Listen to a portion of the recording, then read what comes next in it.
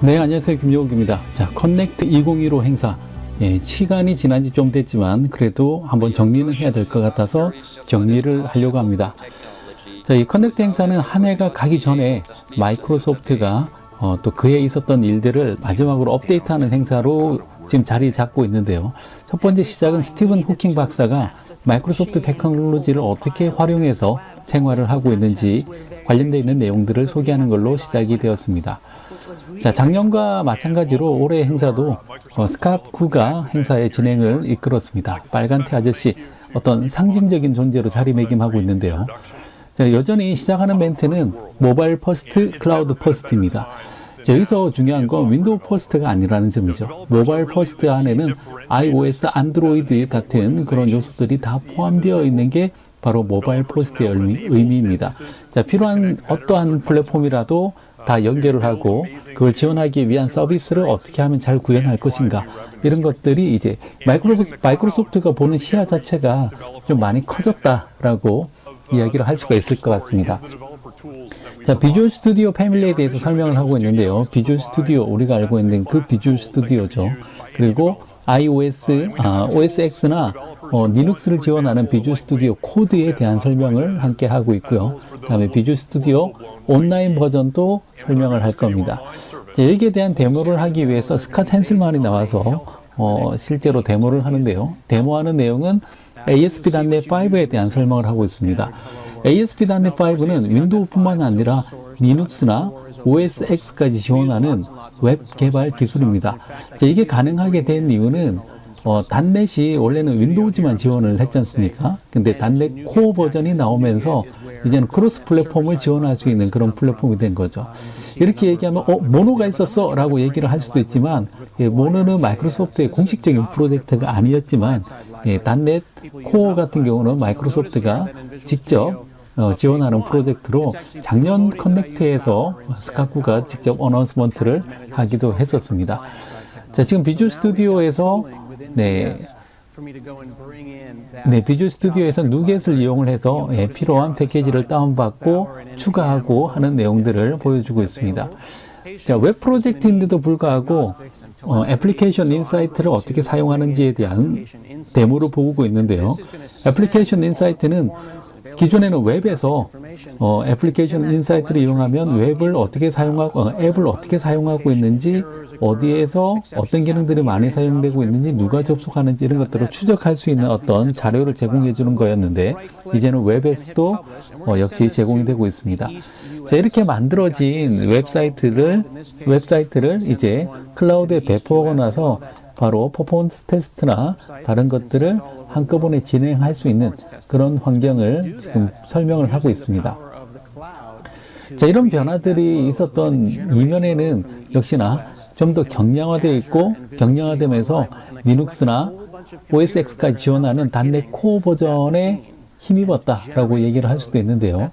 이 .NET 코어 버전은 이번 커넥트에서 RC 버전이 발표가 됐고요. 그리고 또 ASP.NET도 역시 5 버전, RC 버전이 한꺼번에 발표가 되었습니다.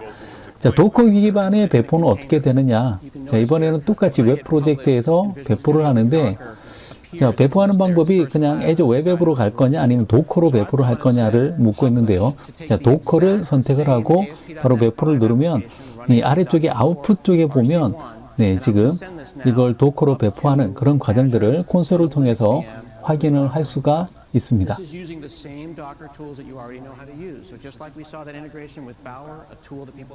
자, 이렇게 하면 도커를 지원하는 어떤 OS라도 좀 더 쉽게 애플리케이션을 배포하고 관리하는 것들이 가능하게 되겠죠.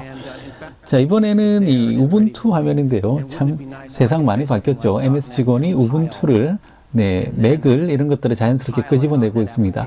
자, 지금 우분투 상에서 .NET 컴파일러를 돌려서 컴파일을 했더니 컴파일이 잘 됐고, 그 다음에 이걸 실행을 시켜보면 여기 아웃풋 디렉토리로 이동한 다음에 그 다음에 실행 파일을 실행을 시켰더니 헬로 월드가 실행되고 있죠. 지금 우분투 상에서도 .NET 코어 버전이 바로 컴파일되고 실행되고 있는 것들을 바로 보여주는 그런 데모라고 할 수가 있겠습니다. 자, 기존에는 이 마이크로소프트가 굉장히 그 .NET 혹은 비주얼 C++만 하는 회사로만 보였지만 이제는 폴리그라 프로그래밍의 어떤 요소들을 갖추고 있다라고 봐도 될 것 같습니다. 이제는 파이썬, PHP, Node.js 다양한 언어들을 한꺼번에 지원을 하고 있다라고 볼 수가 있는데요. 다음에 비주얼 스튜디오 VNext에 대한 설명도 나오고 있습니다. 이 비주얼 스튜디오 VNext는 훨씬 더 경량화되어 있는 개발 툴이라고 할 수가 있는데요. 이 설치하는 이 환경을 보면 네, 훨씬 더 강력하게 그리고 쉽게 여기 보면 비주얼 스튜디오임에도 불구하고 네, 굉장히 단순화되어 있는 버전이다라고 볼 수가 있는데요. 지금 바로 PHP를 띄워서 데모를 하고 있는 걸 볼 수가 있습니다. 자, 다시 비주얼 스튜디오 코드에 관한 얘기를 하고 있는데, 이 비주얼 스튜디오 코드는 그 에릭 감마죠. 예, 원래 이클립스 프로젝트의 핵심적인 역할을 했던 사람이 마이크로소프트에 넘어와서 역시나 개발했던 개발 툴로 유명해져 있습니다. 자, 이 비주얼 스튜디오 코드에 관한 데모는 자, C샵의 아버지 앤더스 헬스버그가 역시 발표를 합니다. 원래는 델파이 아버지로도 더 유명한 사람이죠. 자, 비주얼 스튜디오 코드를 어떻게 사용하는지 보여주고 있는데요. 자, 이건 ASP.NET 코드고요. 여기서 바로 실행을 시켜서 자, 지금 데모를 하고 있는 자, 지금 마이크로소프트 테크니컬 펠로우가 맥을 이용을 해서 지금 데모를 하고 있는 걸 보실 수가 있습니다. 맥상에서 비주얼 스튜디오 코드를 이용을 해서 지금 실행을 시켰고 예, 실행한 내용을 바로 확인을 하고 있는데 지금 실행되다가 지금 빨간색 점이 있는 부분 있죠. 지금 브레이크 포인트가 바로 걸려 있는 걸 보실 수가 있습니다. 이게 단순한 에디터가 아니라 디버깅이나 기술 기반으로 한 배포까지 함께 가능한 그런 툴이고 무료로 지원이 되고 있다. 라는 걸 보실 수가 있습니다. 자, ASP.NET이니까 가능하지 않을까라고 생각할 수도 있을 것 같은데 자, 지금 보고 계신 이 코드는 Node.js 코드입니다. 지금 맥상에서 비주얼 스튜디오 코드 툴을 이용을 해서 예, Node.js를 지금 개발하고 있는 모습을 보여주고 있고요. 한 가지 특이한 건 여기 보면 자, 이 코드는 파스칼 랭귀지인데요. 자, 그냥 보기에는 이게 전혀 네, 코드에서 제대로 인식이 안 되고 있다라고 볼 수가 있는데 자, 여기서 예, 익스텐션을 바로 설치를 하는데 익스텐션 중에서 파스칼 익스텐션을 지금 바로 설치를 하고 있는 걸 보실 수가 있습니다. 자, 파스칼 익스텐션을 설치하고 나서 다시 툴을 재기동하니까 와우, 파스칼이 바로 인식되고 있죠. 원래 파스칼이 앤더스 헬스버그의 자기 주 전공이라서 네, 지원을 해주고 있는 것 같습니다. 자, 마이크로소프트가 구글하고 어떻게 협력을 하고 있는가? 타입스크립트 그리고 비주얼 스튜디오 코드를 가지고 예, 앵귤러 JS 팀과 함께 협업을 하고 있는 걸 보실 수가 있습니다. 자, 그리고 비주얼 스튜디오 코드 베타 버전을 발표를 했고요. 그 다음에 코드에서 사용될 수 있는 익스텐션들을 보실 수가 있는데 여기 보면 구글의 언어인 고가 눈에 띄고요. 그 다음에 파워쉘이나 또 보면 F샵, 파스칼 이런 것들을 보실 수가 있습니다. 자, 그런데 중요한 발표가 있었죠. 방금 말씀드린 이 비주얼 스튜디오 코드라는 이 툴이 오픈소스 프로젝트로 방금 열렸다라고 얘기를 하고 있고 자, 이 비주얼 스튜디오 코드의 중요한 멤버로 활동하고 있는 에릭 감마가 네, 행사장에서 바로 네, 저 버튼을 눌러서 오픈소스로 푸는 퍼포먼스 같은 걸 하고 있는 걸 보실 수가 있습니다. 자, 그 다음에 우리가 볼 수 있는 게 비주얼 스튜디오 팀 서비스에 대한 이야기를 하고 있는데요. 이 비주얼 스튜디오 온라인에서 이름이 이번에 비주얼 스튜디오 팀 서비스로 바뀌었습니다. 자, 기본적인 소스에 대한 형상 관리부터 시작해서 테스트하고 디플로이하고 버전 관리까지 한꺼번에 할 수가 있다라고 이야기를 하고 있는데요. 자, 여기 보시면 네, 빌드 테스트도 지원이 되고 있습니다. 여기 보시면 안드로이드나 아니면은 네, 엑스코드나 다양한 버전들을 지원을 하고 있다. 그리고 바로 디플로이도 지원이 가능하다라는 라는 이야기를 하고 있습니다. 자, 여기서 또 재밌는 단어가 하나 나오는데, 원래는 크로스 플랫폼 이런 식으로 얘기를 많이 했었는데 멀티 채널 앱이라고 얘기를 하는 겁니다. 이제는 각각의 플랫폼의 무게보다는 각각의 플랫폼을 하나의 채널로 본다는 거죠. 그래서 한결 더 가벼운 느낌입니다. 이제 iOS, 안드로이드 이런 것들이 하나의 채널로 보여진다. 그 정도의 의미로 받아들이시면 될 것 같습니다. 자, 이제 윈도우즈 10에 관한 얘기가 나오는데요. 뭐 역대 버전 중에서는 가장 잘 나가고 있다. 그런 얘기를 하고 있고, 그다음에 윈도우즈 10이 지원되고 있는 크로스 디바이스에 관한 얘기를 하고 있습니다. 여기 보면 폰에서도 똑같은 앱이 실행되고 있고, 그다음에 뭐 태블릿이나 PC에서도 실행된다. 이런 것들은 유니버셜 윈도우즈 앱의 컨셉에서 많이 보여주고 있죠. 자, 대부 윈도우즈닷컴에서 자세한 내용을 보실 수가 있고요. 방금 나온 그 업데이트는 이미 되었습니다. 자, 크로스 플랫폼 쪽 데모를 보여주는 사람이 아만다 실버인데요. 자, 이 아만다 실버는 다짜고짜 애플 워치를 끄집어내서 이것도 여기 올라가는 앱도 우리가 만들었어 라고 이야기를 하고 있습니다. 그것도 비주얼 스튜디오에서 개발을 단넷 C# 버전으로 만들었다라고 이야기를 하고 있습니다. 자, 핵심적인 요소들은 여기서 얘기하고 있는 포터블 클래스 라이브러리로 만들고 있는데요.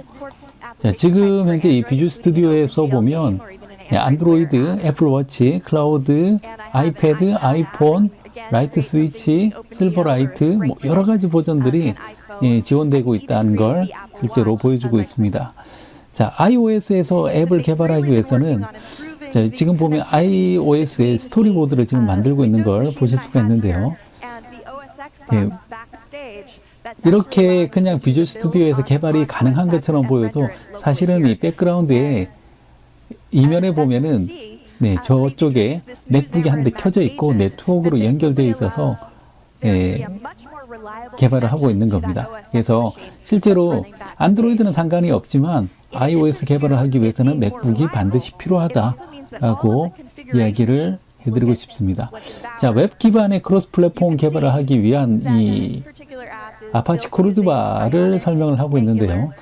자, 안에 있는 패키지들을 보면은 뭐 앵귤러나 jQuery나 이런 자바스크립트 기반의 기술을 사용을 하고 있는 걸 보실 수가 있습니다. 여기 보시면 비주얼 스튜디오 코드를 이용을 해서 지금 안드로이드 프로젝트를 만들고 있는 걸 보실 수가 있습니다. 자, 이 결과물은 굉장히 재밌는데요. 자, 지금 하고 있는 얘기가 어떤 얘기냐면, 자, 여러분들은 지금 마이크로소프트의 비주얼 스튜디오를 이용을 해서 맥 OS 상에서 안드로이드 앱을 만들고 있는 모습을 보셨습니다 라고 얘기를 하고 있는 거죠.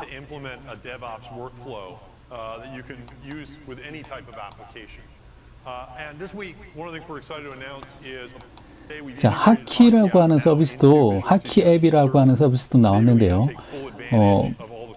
앱에 대한 피드백을 관리하기 위한 서비스로 비주얼 스튜디오 팀 서비스하고 같이 연동되어서 피드백을 받고 반영하고 하는 것들을 하나의 프로세스로 연결할 수 있게끔 그렇게 해주고 있습니다. 자, 이외에도 애저 서비스 패브릭에 관한 프리뷰 버전, 그리고 마이크로소프트 그랩 GA에 대한 설명도 함께 하고 있습니다.